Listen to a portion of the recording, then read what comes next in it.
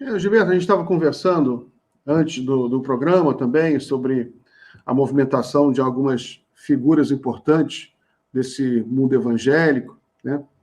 Como figuras que são particularmente políticas, né? Que, por exemplo, tem o pastor Malafaia, que tem muita presença no debate político nacional, tem o Edir Macedo, né? Da Universal também, mas, porém, o Edir Macedo me parece que ele é um pouco mais discreto, né? Nas suas aparições públicas. O Malafaia, não, o Malafaia ele representa uma liderança que está sempre, né, se manifestando nas redes, com muito mais agressividade.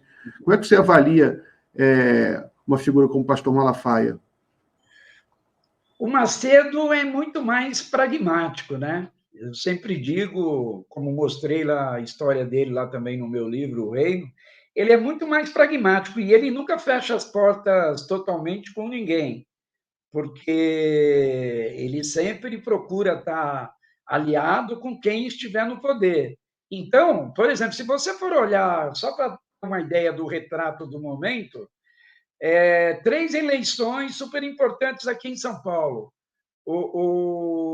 Ele está com Boulos, acho que nunca estaria, né? Ainda.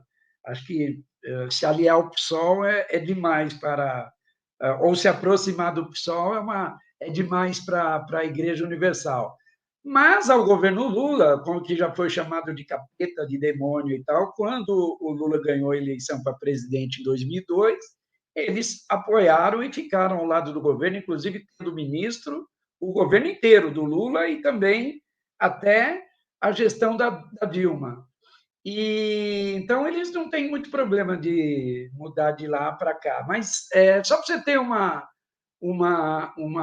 ideia, então o Ricardo Nunes é o atual prefeito de São Paulo. A Igreja Universal apoia o Ricardo Nunes, que foi eleito numa chapa do PSDB, né? Ele é do MDB. E está com o Tarcísio no governo de São Paulo e está também na base do governo Lula. Eles sempre estão com quem estiver no poder.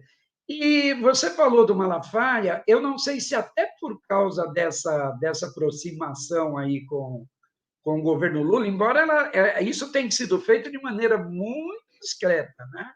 Aparentemente é só no Congresso que está acontecendo isso, e, obviamente, também a igreja o busca, em troca disso, obter algum tipo de apoio para os seus projetos. Né? Eu já tinha, mesmo antes deles tomarem essa decisão, eu já tinha informações que parlamentares assim do Republicanos e ligados à Igreja Universal vinham tendo já excelentes relações e diálogo com o Wellington Dias, que é o ministro aí da área social. Então, pode ser que o Malafaia, vendo isso ocorrer, ele tenha aproveitado essa situação aí para obter um maior protagonismo, né, como junto a esses grupos evangélicos mais conservadores. E talvez os dois nomes de maior expressão sejam o Malafaia e o Macedo. Na medida que o Macedo se aproxima um pouco do Lula, se reaproximou, pelo menos para de bater no Lula, o Malafaia talvez busque esse maior protagonismo, procurando se diferenciar e se tornar o maior líder desse campo, né, desse segmento. E eu até desconfio que ele possa ter objetivos assim, o Malafaia, até objetivos assim maiores, quem sabe se candidatar a alguma coisa lá na frente, na medida que o próprio Bolsonaro aí, por exemplo, está inelegível, pode ser que ele enxergue uma possibilidade de ocupar esse vácuo, né? Então, eu desconfio que ele vem buscando um maior protagonismo aí. Já no dia 7 de setembro, foi ele que convocou manifestações na Avenida Paulista, em outros locais aí do Brasil, e é o líder evangélico conservador aí que mais tem se destacado aí nos ataques ao Alexandre de Moraes. Não sei se eu respondi sua pergunta.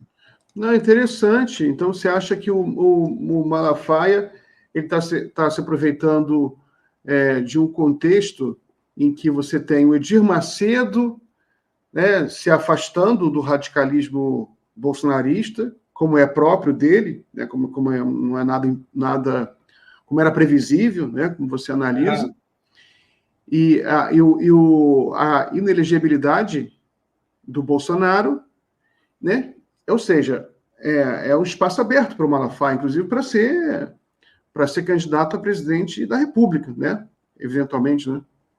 Então, a gente não sabe se ele vai conseguir isso, mas na minha visão, a minha impressão é que ele esteja buscando isso. Quer dizer, esse ativismo evangélico conservador, ele deixa de ser mero apoiador agora de candidatos para ser o representante em si ali dessa proposta conservadora, né? E aproveitando esse vácuo aí deixado pela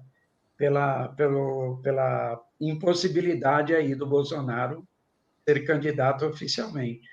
Então, é uma coisa que a gente vai ver nos próximos meses aí. Mas o Malafaia tem próximo deles outros mais ou menos próximos, assim, ou de certa forma identificado, outros líderes religiosos também, como a família Valadão, né? Por exemplo, os Valadão, e alguns outros. Então, é um caso a se acompanhar, a acompanhar de perto. Pode ser que o Malafaia eu desconfio que ele esteja empolgado aí com essa possibilidade. Interessante isso, né? Interessante. Agora, eu não acredito que ele tenha um potencial para ganhar uma eleição presidencial no Brasil, porque ele é muito radicalizado, ele é muito grosso, Sim. ele é muito agressivo. E, embora o Bolsonaro ganhou, né? A gente nunca pode esquecer que o Bolsonaro ganhou, mas eu acho que no caso, mas o Bolsonaro, por mais que seja o Bolsonaro, ele pegou muito eleitor liberal, aquele eleitor que votava no PSDB, né? Que eles fecharam, o eleitor fechou o nariz para o lado mais radical do Bolsonaro e votou mais pensando, né, em vencer o PT. Mas o Malafaia, não sei se ele teria condição, não. A própria força do Malafaia, eu acho, ela é questionável, né? Ele tem uma força que é muito midiática, né? Porque ele vocaliza esse discurso, ele é o porta-voz, ele é a pessoa que aparece na mídia o tempo todo falando e, né, discurso contra o aborto, as causas LGBT. Então, ele ganha muito espaço na mídia, tem milhões de seguidores, mas nem a própria igreja dele, Miguel, é tão forte e tão expressiva assim. Ele obviamente, não representa o conjunto dos evangélicos e talvez ele tenha, assim, dificuldade para congregar também todos esses grupos. Porque cada um desses grandes grupos evangélicos conservadores também, elas têm ali o seu feudo e o seu líder específico, cada um tem interesses específicos, né? O interesse da igreja, os interesses da Igreja Universal. Há pontos que unem todos, né? Mas os interesses do Macedo são uns, do Malafaia outros, da Igreja Renascer outros, e a maior denominação evangélica do Brasil, que é a Assembleia de Deus, também tem seus líderes e tem suas diferenças também. A Assembleia de Deus, que é disparadamente a maior em número de fiéis e em número de templos, ela é dividida também em dois ramos. Um é extremamente conservador, o outro é conservador, mas se alinhava muitas vezes ao PSDB, coisa assim. Então, há muitos interesses em jogos e eles não são tão comuns, né? Então, eu vejo, eu estou falando sobre essa possibilidade do Malafaia tentar reunir esse grupo e ter essa força e ocupar esse vácuo aí, mas também não é uma coisa assim tão simples, não. Teria que se tentar ali uma pauta, não é um processo tão simples, não, porque... Não, agora você lembrou essas nuances, né? Que é, as rivalidades internas nas igrejas, o que Sim, obviamente ia atrapalhar o Malafaia, porque o Edir Macedo ia se sentir ameaçado, né? Tanto o Edir Macedo quanto sim, a liderança da Assembleia de Deus, né? Se sentir ameaçados caso o Malafaia crescesse muito, né? sim. Então, provavelmente, Sim. eu até apoiar o Lula, não, Malafaia não, porque é perigoso para a gente. Ou outro candidato, não sei.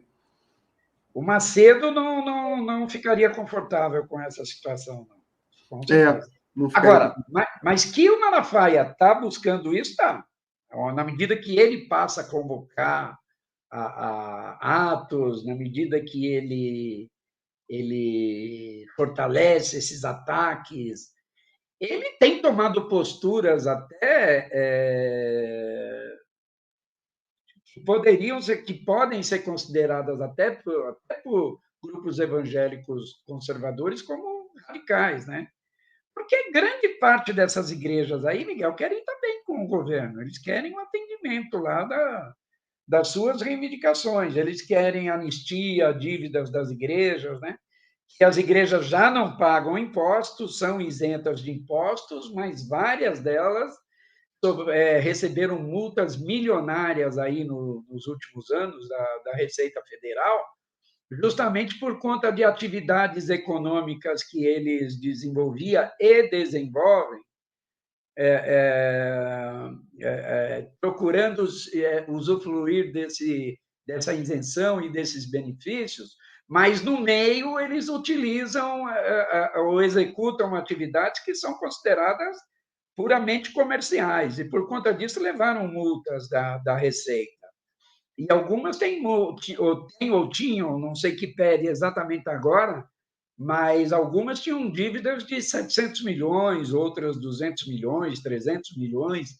E ao negociar apoio ao Bolsonaro já em 2018, um dos itens da pauta era anistia a essas dívidas. E eles querem muito mais facilidades ainda. Tem projeto no Congresso, apresentado pelo Crivella, que é sobrinho do Edir Macedo, propondo ainda maiores isenções, né? Até direito e possibilidade de comprar avião e outras coisas, e tudo isso ser considerado como atividade legal da instituição religiosa.